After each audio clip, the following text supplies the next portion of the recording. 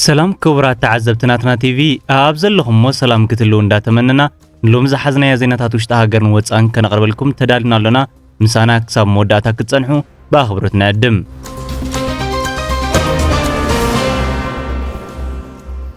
كاندي نتبتات زينا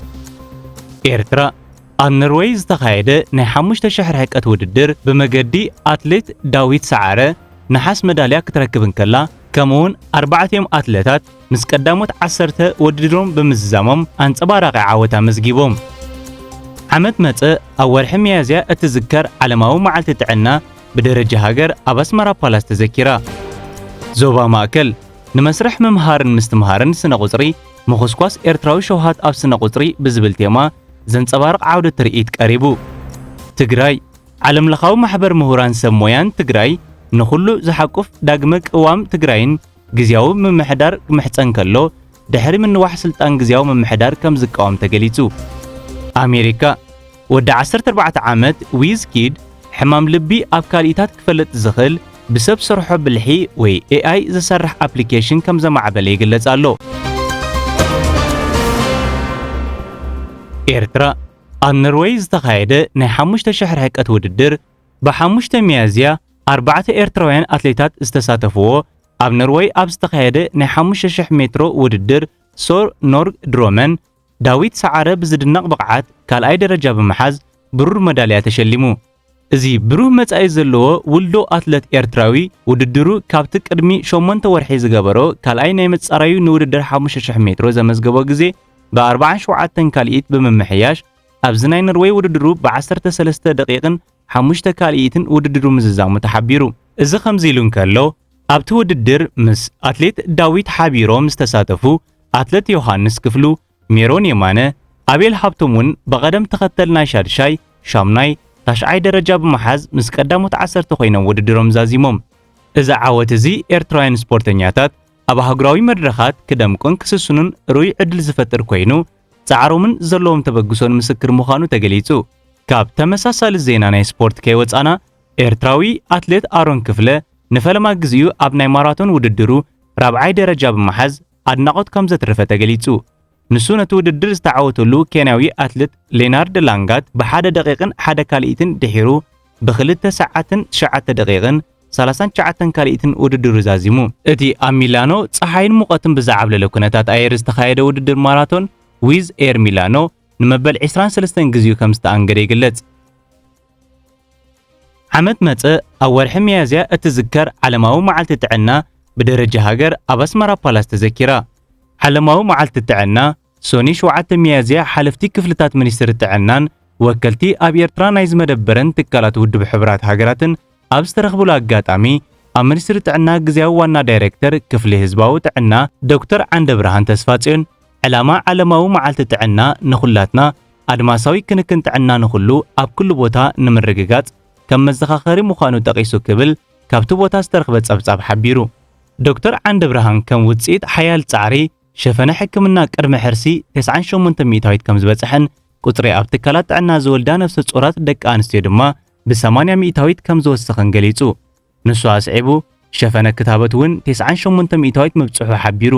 ከም መርኣያ ናይዚ ድማ بعالم درجة متن موت أديتاتن هتصاناتن أزي كم زنكيا رديو وكيل بيت صحفة ودب تعنا عالم أبي إرترا دكتور نونسو إيجوفور بوغنو منغسي إرترا مس مشاركتي بمتحبار أغلغلوت كنا كنت عنا ممحياس زقبرو لزولو تعرن إيدو أب كم زيزبلا نايسرحا وهو بمستاف حابن كم سمعو ونجليتو دكتور نونسو بتوسخي بدرجة عالم أب عامد أستات 300 شح دك أنستيو مستنسن حرسن بزتأساسر مخنياتات كم زموتا ገሊጹ ከምኡ ድማ ብዙሓት ኣብ ትሑት ጸጋታት ዘለዎም ቦታታት ዝርከቡ ልዕሊ 2.3 ሚልዮን ናጽላዕ ዕሸላት ኣብ ውሽጢ ቀዳሚት ወርሒ ህይወቶም ከም ዝሞቱን ክገልጽ እንከሎ 1.9 ሚልዮን ድማ ሞይቶም ዝውለዱ ምዃኖም ሓቢሩ ኣብቲ መደብ ኣገዳስነት ናይቲ መዓልቲ ዝገልጹ ዝተፈላለዩ መደባት ከምኡውን ውድድር ሓፈሻዊ ፍልጠት ተኻይዱ መንባሩ ተሓቢሩ ብመሰረት ጸብጻብ ሚኒስትሪ ጥዕና ልዕሊ 60 ሚእታዊት ህዝቢ ኤርትራ ካብቲ ዝነብረሉ ቦታ ኣብ ውሽጢ 5 ኪሎ ሜትር ኣገልግሎት ክንክን ጥዕና ከም ዝረክብ ይገልጽ ዓለማዊ መዓልቲ ጥዕና ሎማ ዓመት ብደረጃ ሃገር ንመበል 29 ግዜ ብደረጃ ዓለም ድማ ንመበል 77 ግዜኣ ተዘኪራ ውዒላ ዞባ ማእከል ንመስርሕ ምምሃርን ምስትምሃርን ስነ ቁጽሪ ምኹስኳስ ኤርትራዊ ሸውሃት ኣብ ስነ ቁጽሪ ብዝብል ቴማ ዘንጸባርቕ ዓውደ ትርኢት ቀሪቡ። ኣብ ኣስመራ ቀጽሪ ኤክስፖ ንመስርሕ ምምሃርን ምስትምሃርን ስነ ቁጽሪ ዘንጸባርቕ ዓውደ ትርኢት ብደረጃ ዞባ ማእከል ብቐዳም 5 ሚያዝያ ቀሪቡ። እቲ ምኹስኳስ ኤርትራዊ ሸውሃት ኣብ ስነ ቁጽሪ ብዝብል ቴማ ዝቐረበ ዓውደ ትርኢት ብሓለቓ ጠቕላሊ ስታፍ ሚኒስትሪ ምክልኻል ጀነራል ፊሊጶስ ወልደ ዮሃንስ እዩ ተመሪቑ ተኸፊቱ። ኣብቲ ዕለት ነቲ ኣብ ስነ ቁጽሪ ክርአ ዝጸንሐ ድኻማት ንምፍዋስ ኣብ መጽናዕታዊ ጽሑፋት ምርኩስ ብምግባር ኣብ ኣገባብ ኣመሃራ ንዝተኣታተወ ለውጥታትን ንዝተኻየደ ስልጠናታትን ንምንጽብራቕ ከም ዝተወደበ ኣብቲ ዞባ ሓላፊ ጨንፈር ሚኒስትሪ ትምህርቲ መምህር በላይ ሃብተጋብር ገሊጹ። መምህር በላይ ብተወሳኺ ነቲ ኩነታት ንምግምጋም ንምምሕያሽን ስጉምትን ንምውሳድን ጨንፈር ትምህርቲ ዞባ ማእከል ኣብ 2024 ዓውደ ዘተ ከም ዝወደበ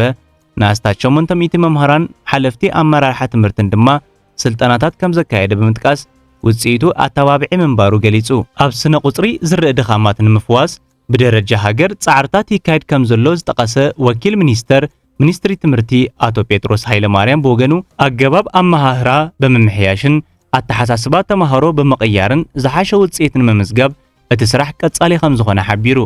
ኣብቲ ኣጋጣሚ ን21 ገዳይ መምህራን ንልዕሊ 40 ዓመታት ዓውደ ትምህርቲ ስነ ቁጽሪ ክምህሩ ዝጸንሑን ዘለውን ኮይኖም ናይ መዳልያን ወረቐት ምስክርን ከም ዝተበርከተሎም ተገሊጹ። እዚ ከምዚ ኢሉ እንከሎ ኣቐዲመን ናይ ካልኣይ ደረጃ ኣብያተ ትምህርቲ ድማ ናይ ዝተፈላለየ ዓውደ ትምህርቲ መዓልቲ ብተፈላለየ ንጥፈታት ከም ዘኽበራ ክግለጽ እንከሎ ኣብያተ ትምህርቲ ካልኣይ ደረጃ ሰማዕታትን ኣስመራ ሓፈሻውን መዓልቲ ስነ ቁጽሪ ቤት ትምህርቲ ኢብራሂም ሱልጣን ድማ መዓልቲ ማሕበራዊ ስነ ፍልጠት ከም ዘካየዳ ተሓቢሩ።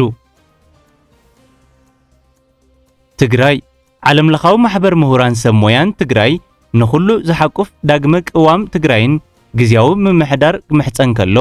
ድሕሪ ምንዋሕ ስልጣን ግዝያዊ ምምሕዳር ከም ዝቃወም ተገሊጹ። ዓለም ለኻዊ ማሕበር ምሁራን ሰብ ሞያን ትግራይ ኣብ ግዝያዊ ምምሕዳር ትግራይ ሓደ እውን እንተኾነ ንውሳነታት ከኣብን ከኣምንን ምግባር የብሉን ከምኡውን ብሓቋፍን ፍትሓውን መስርሕ ዳግማይ ክቃወም ክጽውዕ ኣለዎ ክብል መግለጺ ኣውፅኡ። እዚ መግለጺ ስዒቡ ዝወፅእ ዘሎ ድሕሪ ምንዋሕ ስልጣን ግዝያዊ ምምሕዳር ንሓደ ዓመት ብባይተ ወከልቲ ህዝብታት ምጽዳቕ ምዃኑ ይግለጽ ኣሎ። እቲ ማሕበር ብዕለት 6 ሚያዝያ ኣብ ዘውፅኦ መግለጺ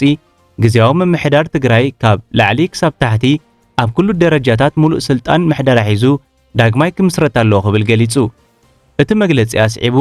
እቲ ዝተሓደሰ መሓውር ተሳትፎ ኩሎም ፖለቲካዊ ውድባትን ማሕበራዊ ጉጅለታትን ከረጋግጽ ኣለዎ ክብል ጠቒሱ። እቲ ማሕበር ፕሬዚደንት ግዝያዊ ምምሕዳር ትግራይ ነቲ ግዝያዊ ምምሕዳር ክመርሕ ንጹር ስልጣን ክወሃቦ ከም ዘለዎን እዚ ድማ ኣካላት መንግስቲ ከም ኣድላይነቱ ዳግማይ ናይ ምውዳብ ስልጣን ክወሃቦ ከም ዘለዎ ኣረዲዩ። ብተወሳኺ እቲ ዝተሓደሰ ግዝያዊ ምምሕዳር ትግራይ ንቐንዲ ትካላት ስምምዕ ምቁራጽ ተጻብኦታት ፕሪቶርያ ክኽተል ከም ዘለዎ ብምግላጽ ኣብ መንጎ መንግስቲ ፌደራልን ትካላት ትግራይን ውጽኢታዊ ምትሕብባር ክህሉ ከም ዝጸውዐ ጸብጻብ ሓቢሩ። ዓለም ለኻዊ ማሕበር ምሁራን ሰብ ሞያን ትግራይ ኣብ ትግራይ ዘሎ ናይ ጸጥታ መሳርሒታት ኣብ ትሕቲ ሲቪላዊ ቁጽጽርን ክትትልን ክህሉ ከም ዘለዎ ከስምረሉ እንከሎ እቲ ዓውዲ ዳግማይ ውዳበ ናብ ወግዓዊ ሓይልታት ጸጥታ ኣብ ትሕቲ ሙሉእ ቁጽጽር ሲቪላዊ መንግስቲ ክቕየር ከም ዘለውን ወሲኹ ከም ዝሓበረ ተገሊጹ። ኣብ መንጎ ሓይልታት ትግራይ ፖሊስ፣ ምልሻ ግልጽ ናይ ተራ ምክፍፋል ከም ዘድሊ ሕወሓት ናይ ሲቪል ጸጥታ ሓይልታት ተራ ክሕዝ ወይ ክወስድ የብሉን ክብል ብምግላጽ ፖሊስ ኣብ ሲቪላዊ ኩነታት ናይ ምኽባር ሕጊ ምክልኻል ገበን ከምኡውን ምትግባር ልዕልና ሕጊ ህዝባዊ ስርዓትን ሓላፍነት ክወስድ ከም ዘለዎ ምግላጹ ተሓቢሩ። እዚ ምንዋሕ ኣብ ውሽጢ ውድብ ሕወሓት ኣብ መንጎ ደብረጽዮን ገብረ ሚካኤልን ጌታቸው ረዳን ዝተፈጥረ ውሽጣዊ ምትፍናን ጌታቸው ኣብ ወርሒ ሰነ 2024 ብድሕሪ ቀዳማይ ሚኒስትር ኣብይ ኣሕመድ ጌታቸው ካብ ግዝያዊ ፕሬዝደንትነት ዝነበሮ ግደ ከም ዝወፀ ምርግጋጹ ህዝቢ ትግራይ ንሓድሽ ግዝያዊ ፕሬዝደንት ሕጽያት ክሓጺ ምጽውዑ ምዃኑ እዩ ዝግለጽ ዘሎ። ኣሜሪካ